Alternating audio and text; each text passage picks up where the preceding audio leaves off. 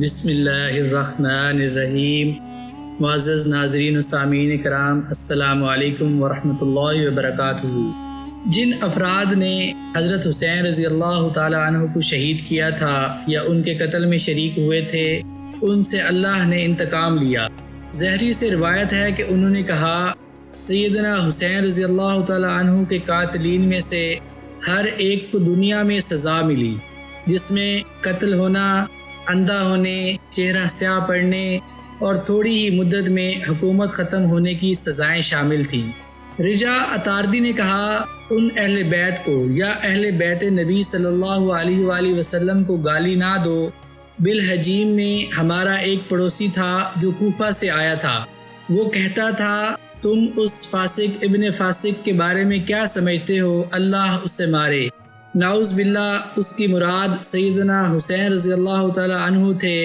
اللہ نے آسمان پر سے 2 ستارے گرائے تو وہ اندھا ہو گیا۔ ابو رجا کہتے ہیں، میں نے اسے دیکھا ہے۔ سدی سے روایت ہے، اس نے کہا، ہم کچھ لڑکے کربلا کے دیہات میں کپڑا بیچتے تھے۔ قاتلین حسین میں سے ایک شخص نے کہا، اہل کوفہ، تم کس قدر جھوٹے ہو؟ تم سمجھتے ہو کہ حسین کے قتل میں شریک جتنے بھی افراد تھے انہیں اللہ نے بہت بری موت مار دیا؟ میں خود ان لوگوں میں شامل تھا جو حضرت حسین کے قتل کے وقت وہاں موجود تھے، اور اس علاقے میں مجھ سے زیادہ مالدار اور کوئی نہیں۔ سدی کہتے ہیں، ہم نے اپنے ہاتھ کھانے سے کھینچ لیے۔ چراغ جل رہا تھا، وہ آدمی چراغ بجھانے کے لیے آگے بڑھا۔ اس نے اپنے ہاتھ سے بتی نکالی تو آگ نے اس کے ہاتھ کو پکڑ لیا۔ اس نے ہاتھ اپنے منہ کی طرف بڑھایا تو اس کی داڑھی کو آگ لگ گئی۔ پھر وہ پانی کی طرف بھاگا اور اس میں کود گیا، لیکن میں نے دیکھا کہ آگ بھڑکتی رہی اور وہ جل کر راکھ ہو گیا۔ اس بارے میں بہت سی روایات آتی ہیں جن میں سے زیادہ تر صحیح ہیں۔ ابن کثیر نے لکھا، جہاں تک ان فتنوں سے متعلقہ روایات کا تعلق ہے جن میں قاتلین حسین مبتلا ہوئے، تو وہ اکثر روایات صحیح ہیں۔ حضرت حسین رضی اللہ تعالیٰ عنہ کو جن افراد نے قتل کیا، ان میں سے شاید ہی کوئی کسی دنیاوی آفت سے بچا ہو۔ وہ دنیا سے جانے سے پہلے یا تو کسی بیماری میں مبتلا ہوا یا ان میں اکثر پاگل ہو گئے۔ اعمش سے روایت ہے کہ انہوں نے کہا، مجھے پتہ چلا ایک آدمی نے حضرت حسین بن علی رضی اللہ تعالیٰ عنہما کی قبر پر بول و براز کیا تو اللہ تعالیٰ نے اس کے تمام گھر والوں پر پاگل پن، کوڑ برس کے علاوہ ہر بیماری اور ہر آفت مسلط کر دی۔ مختار بن ابی عبید ثقفی نے سیدنا حسین رضی اللہ تعالیٰ عنہ اور ان کے اہل بیت کے بعض قاتلوں کو تلاش کیا۔ وہ گرفتار کر کے اس کے سامنے لائے جاتے تو وہ ان کے جرم کے مطابق انہیں مختلف طریقوں سے قتل کرنے کا حکم دیتا۔ اس نے شمر بن ذیلجوشن کو بھی قتل کیا۔ شمر پر مختار کے کچھ آدمیوں نے اچانک حملہ کر دیا۔ وہ نہ کپڑے پہن پایا، نہ ہتھیار بند ہو سکا اور ان کے مقابلے میں نکل آیا۔ اس نے کچھ دیر ان کا مقابلہ کیا، پھر ابو عمرہ نے اس پر قابو پا لیا اور اسے قتل کر دیا۔ اس کی لاش وہیں پھینک دی گئی۔ خولی بن یزید اسجی کو مختار نے قتل کر کے نظر آتش کرنے کا حکم دیا۔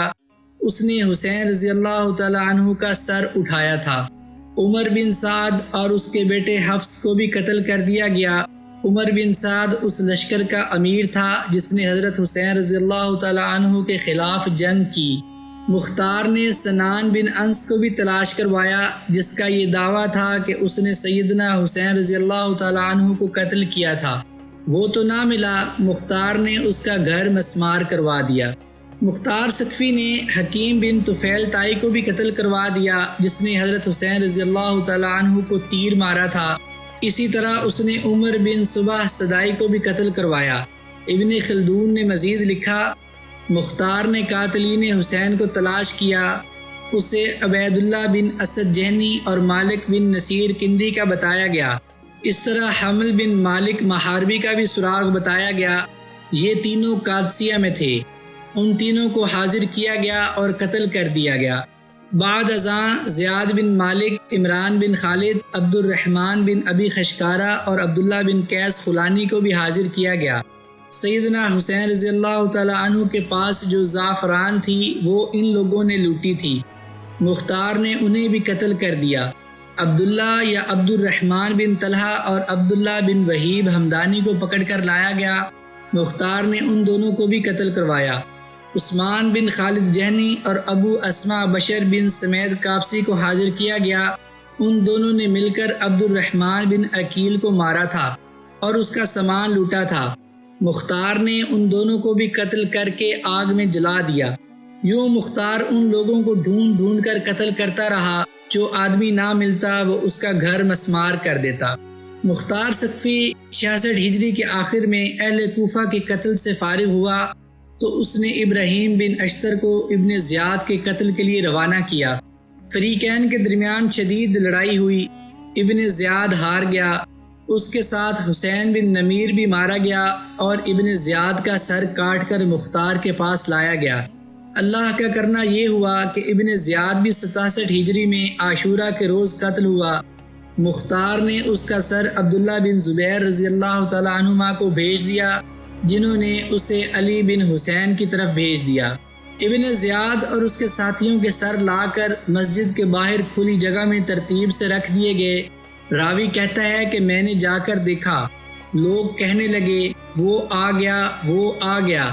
اتنے میں ایک چھوٹا سانپ آیا اور سروں کے درمیان سے گزرا، پھر وہ ابن زیاد کے نخنوں میں داخل ہو گیا۔ تھوڑی دیر بعد نکلا اور بھاگ گیا۔ کچھ دیر بعد لوگ پھر سے کہنے لگے وہ آ گیا، وہ آ گیا۔ وہی سانپ پھر سے آ گیا، اس نے 2-3 بار ایسے ہی کیا۔ لوگوں نے ذکر کیا کہ حجاج بن یوسف نے ایک مرتبہ لوگوں سے مخاطب ہو کر پوچھا، جس نے بہادری کا کوئی کام کیا ہو وہ کھڑا ہو۔ کچھ لوگ کھڑے ہوئے، جن میں سنان بن انس بھی تھا۔ اس نے کہا میں حسین کا قاتل ہوں۔ حجاج نے کہا بہادری کا اچھا کام۔ سنان بن انس اپنے گھر لوٹا تو اس کی زبان بند ہو گئی اور ذہنی توازن بگڑ گیا۔ وہ کھانا کھاتا اور اسی جگہ بولو براز کر دیتا تھا۔ ابو بکر بن عیاش کی روایت ہے کہ کلبی نے کہا میں نے سنان بن اوس کو دیکھا، جس نے سیدنا حسین رضی اللہ تعالی عنہ کو قتل کیا تھا۔ وہ مسجد میں بولو براز کر دیتا تھا۔ وہ بڑا بوڑھا تھا اور پاگل ہو چکا تھا۔ عبداللہ بن ابی الحسین ازدی کے بارے میں ہے کہ وہ کربلا میں پانی کے ایک تالاب پر اترا تھا اور حضرت حسین رضی اللہ تعالی عنہ کو پانی لینے سے روک دیا تھا۔